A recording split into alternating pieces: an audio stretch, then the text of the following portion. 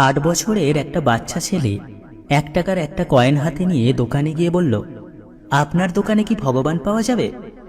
দোকানদার এই কথা শুনে কয়েনটি ছুঁড়ে ফেলে দিয়ে তাড়িয়ে দিল ছেলেটি।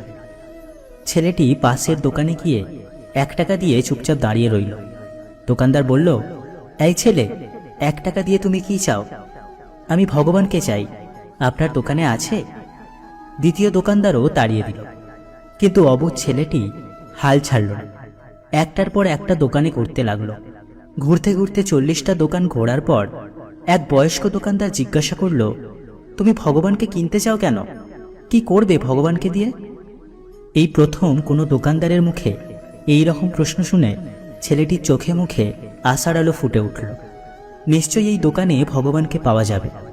হতচকিত কণ্ঠে উত্তর দিল, আমার বাবা নেই, এই দুনিয়াতে আমার মা ছাড়া আর কেউ নেই। আমার মা সারাদিন কাজ করে আমার জন্য খাবার নিয়ে আসে। আমার মা এখন হাসপাতালে, মা মরে গেলে আমি খাবো কি? ডাক্তার বলেছে একমাত্র ভগবানই পারে আমার মাকে বাঁচাতে। আপনার দোকানে কি ভগবানকে পাওয়া যাবে? দোকানদারটি বলল, হ্যাঁ পাওয়া যাবে। কত টাকা আছে তোমার কাছে? ছেলেটি উত্তর দিল, মাত্র 1 টাকা। সমস্যা নেই, 1 টাকাতেই ভগবানকে পাওয়া যাবে।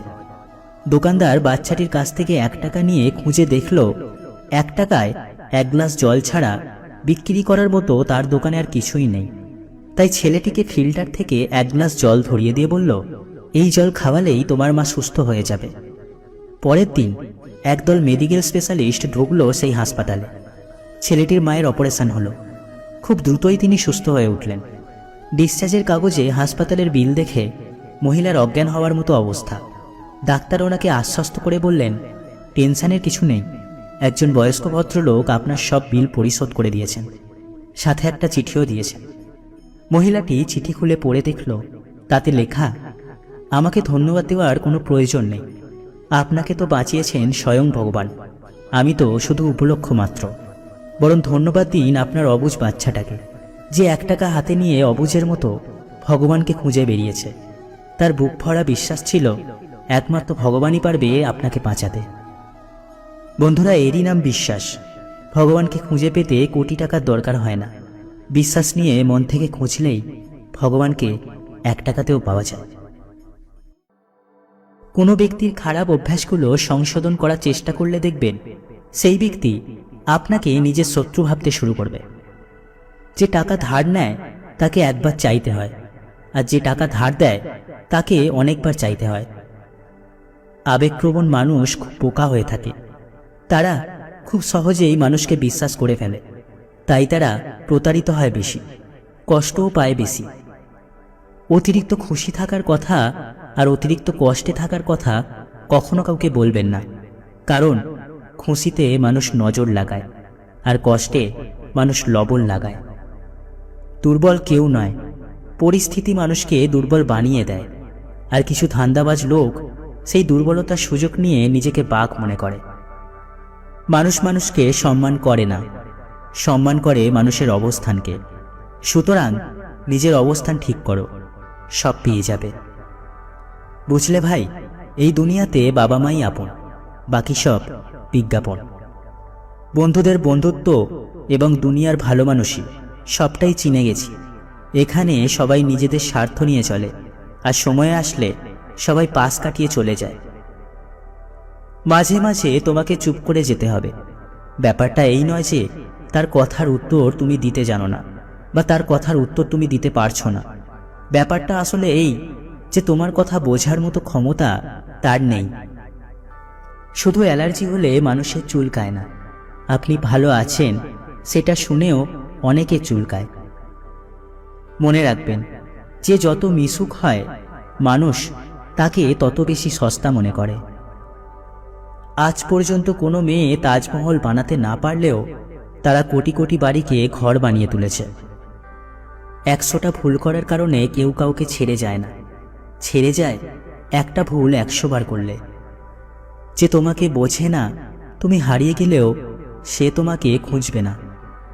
মানুষের জীবন একটা শিশির বিন্দুর সমান, কিন্তু অহংকার সমুদ্রের থেকেও বড়। আচ্ছা, কিছু মানুষ তো কখনো কারোর সাথে প্রতারণা করে না, তবে তারা কেন প্রতারিত হয়? কিছু মানুষ তো কখনো কারোর মন ভেঙে দেয় না, তবে তাদের মন কেন ভাঙা হয়? কিছু মানুষ তো ভালোবাসতেও চায় না, তবে কেন তাদের ভালোবাসা শিখিয়ে ভালো থাকাটা কেড়ে নেওয়া হয়? যারা অন্যকে ভালো রাখতে জানে তাদের কেন কেউ ভালো রাখতে পারে না? অন্যদের গুছিয়ে কেন মানুষ নিজেই অগোছালো হয়ে যায়? যাদের মনটা একটু বেশিই ভালো তাদের কষ্টটাও কি একটু বেশি? তাহলে কি এটাই বাস্তব? এটাই সত্য? এটাই কি তবে দুনিয়ার রীতি? সহজ সরল মানুষদের সব থেকে বড় দোষ হলো তারা চালাক মানুষদের বিশ্বাস করে এবং তাদের আপন ভাবতে শুরু করে।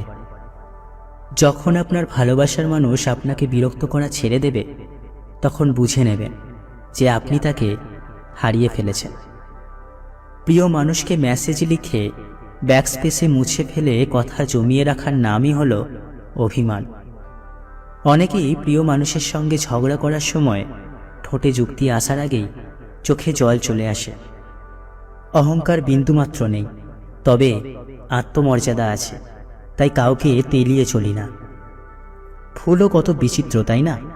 এটা কাউকে দিলে পরস্পরের মন জুড়ে যায়, আর ছবিতে টাঙিয়ে দিলে আপনজন দূরে চলে যায়। যতই রাগ উঠুক না কেন, রাগের সময় একটু ভেবেচিন্তে কথা বলা উচিত। রাগ কমে গেলে তুমি হয়তো ক্ষমা চেয়ে নেবে, সে ক্ষমা করেও দেবে, কিন্তু যাকে কথাগুলো বলবে তার মনে গভীর দাগ কেটে থাকবে।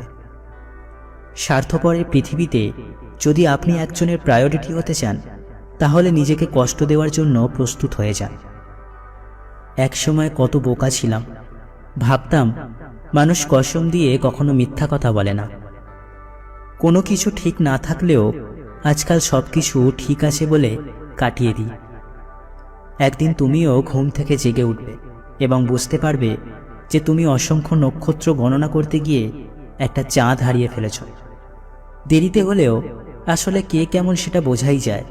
কিছু মানুষ আপন হওয়ার ভান করে, কিন্তু সময় আসলে তাদের আসল রূপ বেরিয়ে আসে। যারা একা থাকে এবং সবার অলক্ষ্যে চোখের জল ফেলে, জানবেন তারা অনেক বেশি শক্তিশালী। আমাদের সমাজে ধারণা রয়েছে যে বয়সে বড় মেয়েদের বিয়ে করা ঠিক নয়, কিন্তু জানেন কি বয়সে বড় মেয়েকে বিয়ে করলে কি লাভ? বয়সে বড় মেয়েরা ছোট মেয়েদের তুলনায় স্বাভাবিকভাবেই অনেক গুছিয়ে কথা বলতে পারে, যেটা অনেক পুরুষকেই আকৃষ্ট করে। এরা ছোট মেয়েদের মতো তুচ্ছ বিষয়ে নিরাপত্তাহীনতায় ভোগেন না। এদের মধ্যে ছেলে মানুষই কম থাকে, ফলে এরা কথায় কথায় কান্নাকাটি বা পাবলিক প্লেসে সিন ক্রিয়েট করে না। তাদের কনফিডেন্স ছেলেদের আকৃষ্ট করে। বিশ্রী দুটি মুহূর্ত, যখন আপনি ভীষণ কান্না করছেন কিন্তু চোখ দিয়ে জল বের হয় না কোনো মতে, আবার যখন আপনি কোনোভাবেই কাঁদতে চান না, ঠিক ওই টাইমে সবার সামনে চোখ দিয়ে ঝরঝর করে চোখের জল ঝরতে থাকে। আমি আমার অভিজ্ঞতা দিয়ে এইটুকু বুঝেছি যে যারা সবার সামনে মিষ্টি কথা বলে তারা ভেতর থেকে অনেকটা কটু স্বভাবের হয়ে থাকে, আর যারা সবার সামনে কটু কথা বলে তাদের মন অনেক ভালো হয়। বিশ্বাসটা প্রতারকের উপর থেকে হারানো উচিত, ভালোবাসার উপর থেকে না। সৃষ্টিকর্তার কাছে মৃত্যু কামনা করবেন তাও ঠিক আছে, কিন্তু কখনো কারো কাছে ভালোবাসা চাইবেন না। সাকসেসফুল হতে গেলে কি লাগে? অপমান, খারাপ সময়, হার, প্রচণ্ড জেদ, কঠিন অধ্যাবসায়, আত্মবিশ্বাস, ব্যাস জয় নিশ্চিত। চোখ থেকে তখনই জল বের হয় যখন আপনি সৎ হওয়ার পরেও মানুষ আপনাকে ভুল বোঝে। যে সম্মান দেবে সেও সম্মান পাবে। আমি পদমর্যাদা দেখে মাথা নত করি না। জীবনের রূপ এবং অর্থ, এই দুটো জিনিসের জন্য কোনোদিন অহংকার করবেন না।